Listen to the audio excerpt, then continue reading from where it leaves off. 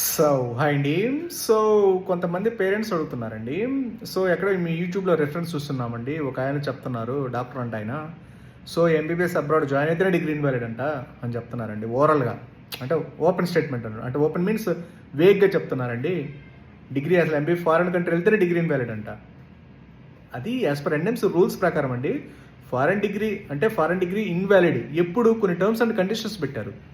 ఆ condition satisfy అవ్వకపోతే degree invalid, అంతే తప్పితే ఫారెన్ వెళ్ళిన వాళ్ళందరూ డిగ్రీ ఇన్వాలిడ్ అని కాదు.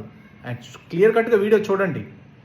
లేదంటే మీకు అఫీషియల్గా ఎన్ఎంసీ గెజెట్ రూల్స్ 2021 నవంబర్ 18న రూల్స్ వచ్చాయి. ఆ రూల్స్ చదవండి ఒకసారి. డిగ్రీ ఇన్వాలిడ్ ఎప్పుడు రూల్స్ ఫాలో అవ్వకపోతే డిగ్రీ ఇన్వాలిడ్. ఆ వీడియో కూడా ఎప్పుడు పాత వీడియో, ఇప్పుడు కాదండి. ఓకేనా? ఒకసారి చెక్ చేసుకోండి. రూల్స్ ఫాలో అయ్యి వెళ్తే డిగ్రీ వ్యాలిడ్, రూల్స్ ఫాలో అవ్వకపోతే డిగ్రీ ఇన్వాలిడ్ అని అర్థం. దానికి అఫీషియల్గా మన ఎన్ఎంసీ వాళ్ళు గవర్నమెంట్ గెజెట్ రూల్సే పంపించున్నారు.